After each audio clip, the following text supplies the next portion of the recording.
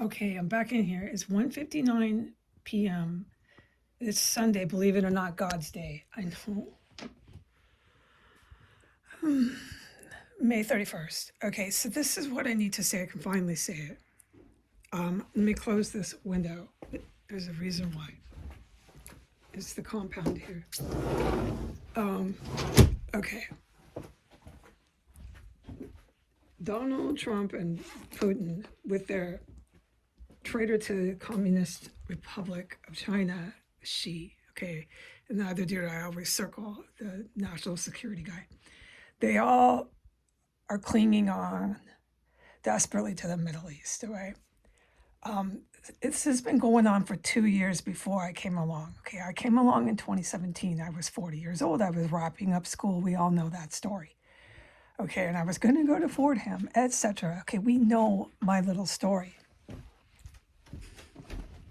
Okay, so for 2 years before that, the GRU out of Russia and the Navy SEALs out of the United States, these kind of individuals who are incredibly high at rank. You got other folks like that within the US military. They use the eye scan. It's nothing to laugh at, but they were based in Hawaii. I mean, very serious, sober minded people. You have some individuals and some bases in California. They're the same way. They literally discuss major stuff. And one of my ears is plugged, so please bear with me, okay? The conditions have never at all gotten better. So I'm still narrating with an ear plugged, trying to go somewhere where I can fucking stay focused, okay? We got cats, we're in a compound, that's going off here. It's absolutely nothing different except there are no screaming sirens in Port Townsend, and it has been a godsend. So there is the only difference. It's no screaming sirens. Okay, which helps. All right, so for 2 years before I came along, these incredibly high ranking individuals were very aware of what Putin, Saudi Arabia, on and on and on, Iran, huge, we're doing inside of, et cetera, the United States government and the United States Armed Services. And so people like me started seeing headlines. Terrorist attacks on bases, obvious assaults, premeditated, planned from within, from inside, from treason, from somebody working for Al Qaeda, not working for America, but being in America's army. You had the Black Hawk. Anyways, it was after they captured Osama bin Laden. And by the way, I still haven't ear plugged yet, so you try doing this, okay? Anyways, after they captured Osama bin Laden, within a handful of months, Al Qaeda within our military, within our government, attacked those very special force officers. And it was one of the most tragic attacks that the special forces have ever endured in their history. So they noticed that they're really high ranking individuals with a lot of experience and education to match it. Okay, so they knew for 2 years before I ever knew, and I'm the general public, so we're all catching on when I catch on, you know what I mean? We in America, we're all starting to go, oh, wow. But these high ranking individuals were already very aware. Some of the GRU were in bunkers and they were protecting themselves from an attack that was planned. And it was a planned attack by the Russian military.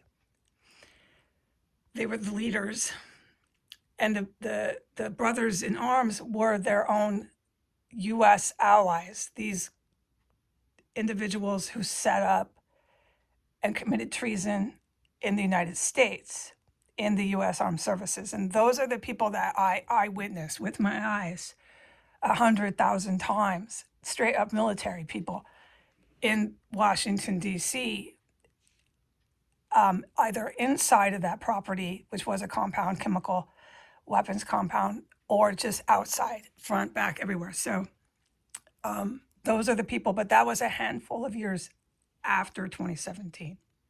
So they had basically taken the Capitol at that point when I was reporting it on Twitter inside a chemical weapons compound. And everything I was reporting with helicopters and combat and armed conflict, those guys were the GRU, were the Navy SEALs. And to tell anyone that they didn't experience armed conflict and combat is an atrocity. And to tell the very service members who have access to bases and helicopters and all kinds of equipment that they're not in combat is a serious war crime. And that's what's been going on.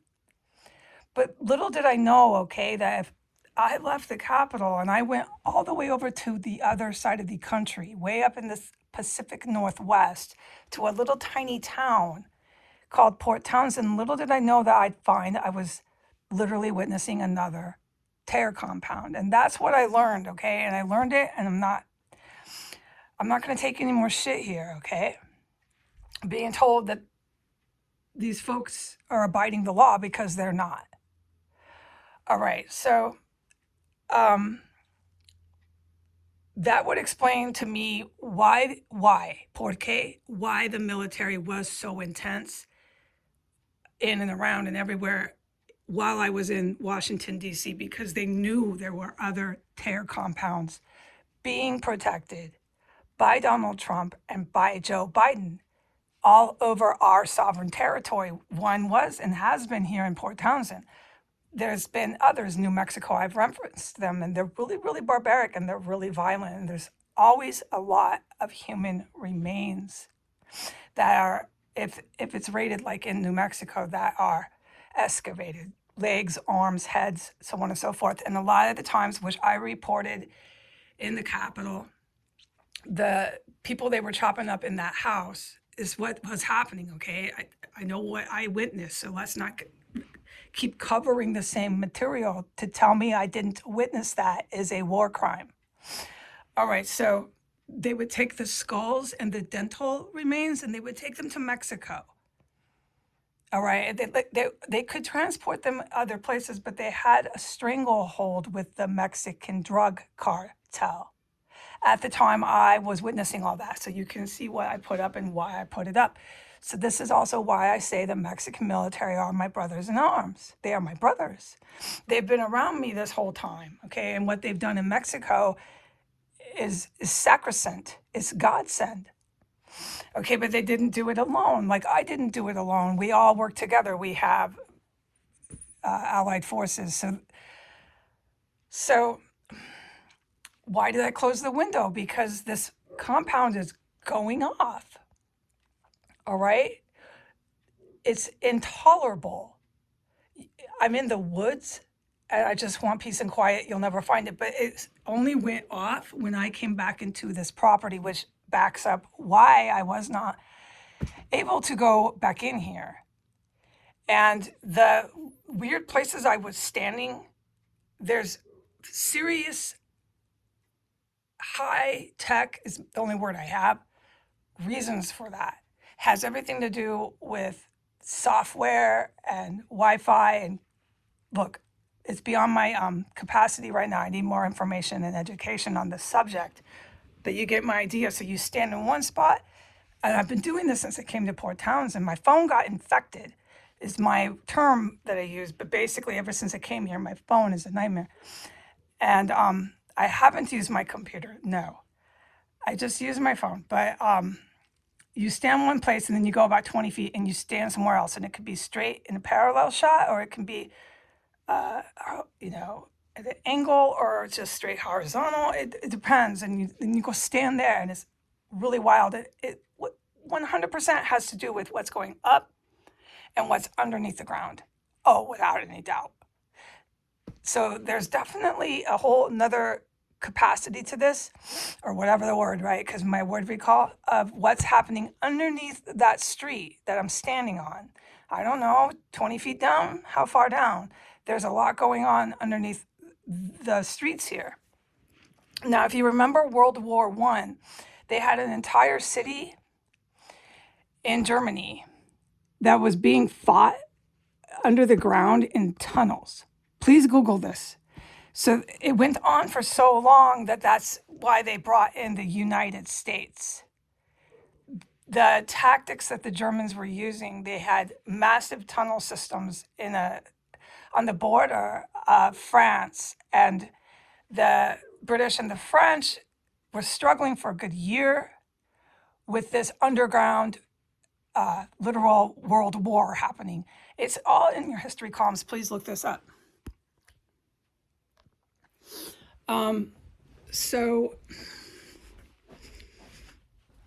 I don't have any knowledge of this. No, it would be not for my safety if I did, my physical safety if I knew that in this town, considering I'm in the woods and I'm alone here. No, so I don't have concrete knowledge of what's going on underneath that city street around town, just anywhere here. But I know it's been done before. It was certainly done in World War II.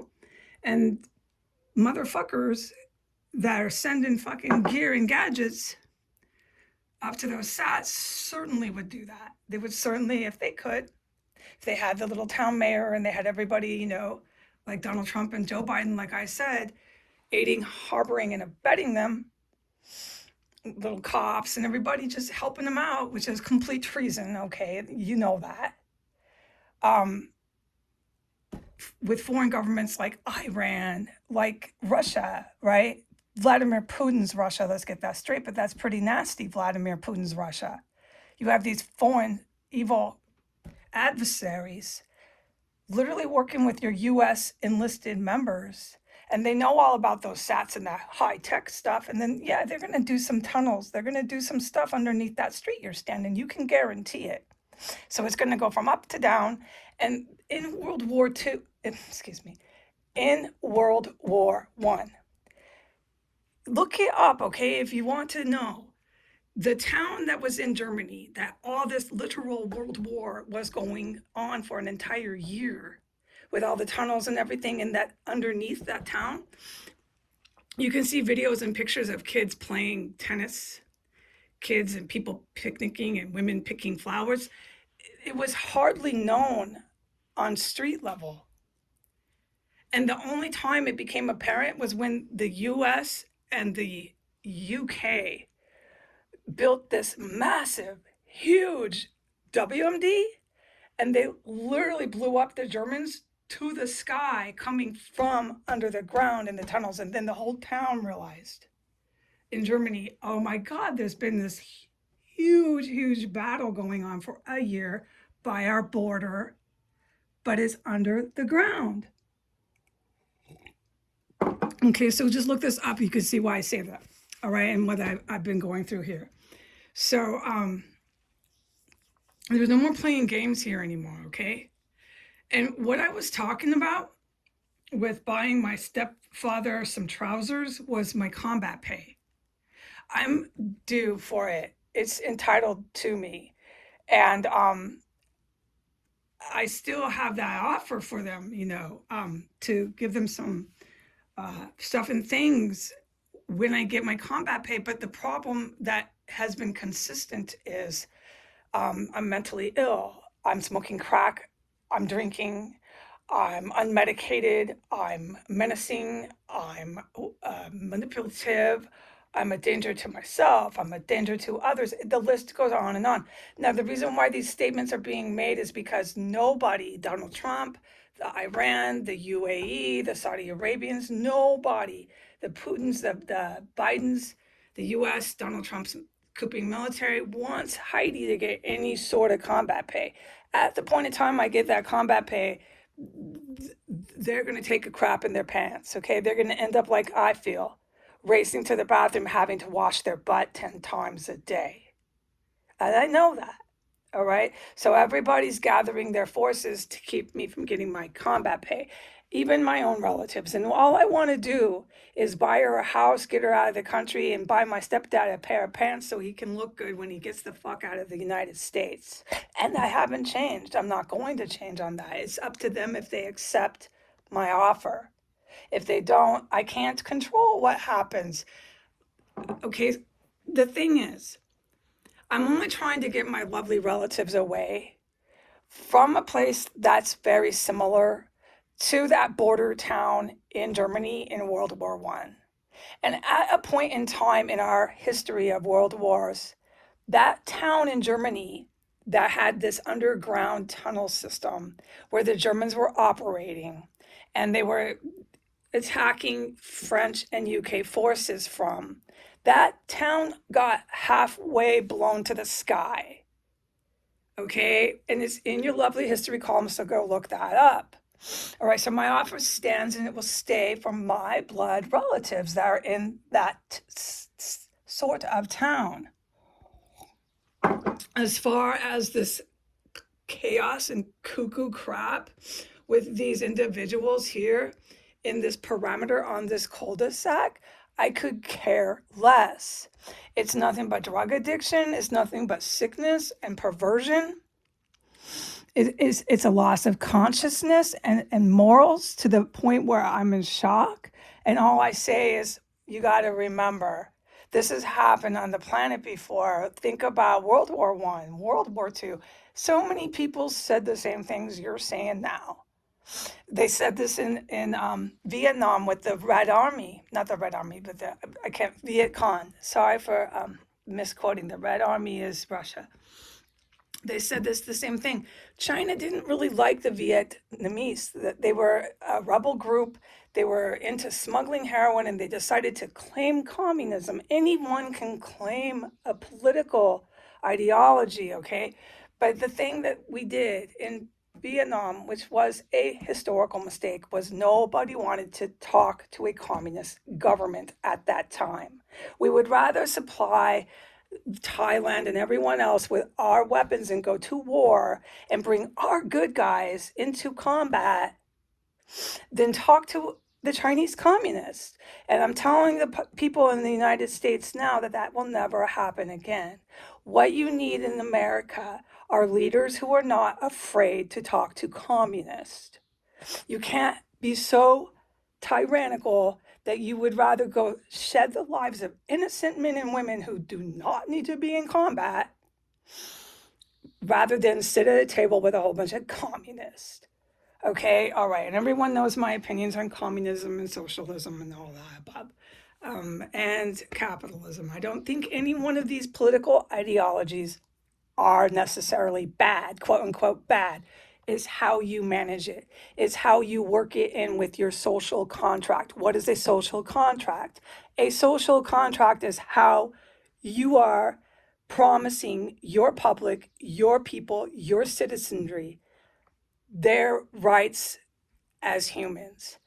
Okay? How do I give them water? How do I get their kids to school? How do I give them roads to drive on? Just name it. Do it. You have to do it. You wanted to be in politics, right?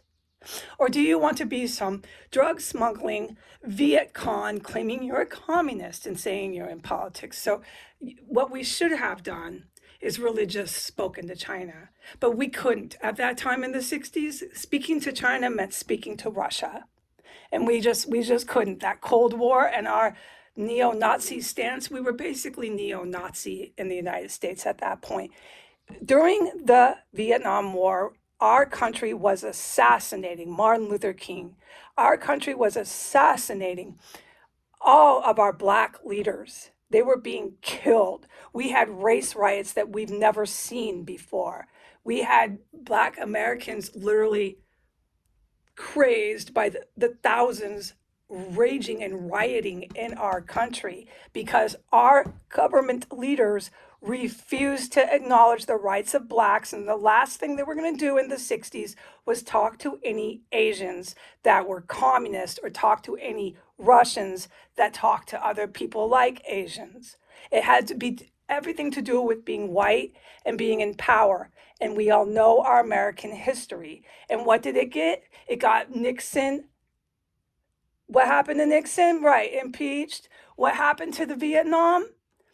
It's so sad because those guys that went over there were some of the most amazing fighters. Those are our American soldiers. I'm not demeaning what happened. Is that I'm saying they could have avoided sending our guys there. Okay. All right. But what's happening here in Port Townsend is exactly like what happened in Washington D.C. Continuing to tell me that Washington D.C. did not happen is here nor there, because you're continuing to tell enlisted military members that they're not enlisted, that they don't know how to shoot machine guns, that they never went to boot camp, that they don't know how to fly helicopters, that they do not exist. And those are the type of people I wouldn't tell that to. Nope, I would not. Okay, you can go ahead and tell me that. Everybody knows my life story, how I fell down at 29 and I made a lot of mistakes for 2 years. It's in writing. That I have 18 years sober because of that, because I changed everything about who I was in order to stay sober. I learned my lesson at 31 that I never wanted to ever live that way ever again. Everybody knows my life story. I'm not a military official who is on a California base in a very secure room with other people at my grade level talking about ICBMs. I am not. I will never be. So you can go ahead and tell me whatever you feel like, that nothing happened in DC, that nothing's happening in Port Townsend, which is a practical joke. It's so obvious here. But yeah, you're not going to do that to these men and women on these bases in California and wherever else they are with their ICBM launches. You're just not, and you're not. Okay, some people, I'm discussing this right now. I hope they hear this at the Pentagon, because all these people since Biden that have been at the Pentagon, you've been letting Putin's Russia in there. You know it. You know what you're doing with Saudi Arabia and UAE. You know what you're doing with Iran. You're over there right now pretending to fight Iran when you're fighting with them. You know it. You're all frantic for some reason about me, a civilian whose life story is on Facebook. It's not that impressive, my life story. I played guitar, I cooked in kitchens, I did drugs for 2 years. Why are you so obsessed with me? I wanted to know that for years. What is their obsession? I've thought, is it because I saw what I saw in Washington? And I don't know. But whatever it is, the last thing they want is me to get that combat pay, which I deserve. They put me in that. They started killing all those hookers in that house and they put me in it. I didn't decide to do that. And then I am due, and I will get some income from that. They can't stop that. But what Trump is trying to do right now is he's trying to bring in, this is going to be longer on the Twitter. I have to put it on the YouTube. It could take days. He's trying to bring in all the marshals again, all sorts of U.S. enlisted, literally trained on boot camp motherfuckers to run around in Port Townsend again. My arrest is part of that again. And it's also so they can launch these attacks coming from Iran. Because this peace accord, they call it a deal. It's supposed to be called an accord and a treaty and all these professional terms to give it the respect that it deserves, but it's not. It's not a deal, and it's fake. So they want to start attacking again, all right? And they come after me, strangely. All right, so listen, if and when I ever get a political job, I am not in charge of the military, and I feel good about that. And I think anyone who can read my life story would be glad I'm not. Okay, my government job, if I ever get one, is purely with what I have with prior academic training. It's social work. It's stuff you already know about that I've typed that is in my world. That's in my capacity. Within even what I went to college for. It's not suddenly I'm a military dictator. Let's stay within reality. What these guys do on these bases has nothing to do with me. And if I get a government job, it will never have anything to do with me. All right. And as far as my mother and her husband go, when I get my combat pay, my offer stands. Now, if they choose to stay here and keep with this tunnels and everything, and then the town like Washington, not Washington, but Germany, Germany goes poof into the sky because the UK did it. The UK had built this first really big WMD known to um, history. It's historical on 2 points because the Germans were running an entire battle under the ground for like a year, and the UK and the France in World War I couldn't get past it, and so the UK built this mammoth, huge explosive weapon, and it blew the whole town up from under the ground. Okay, so if my relatives want to stay here and I get my combat pay, I'm fucking leaving. I'm gone. It's their choice. They stayed. All right, goodbye.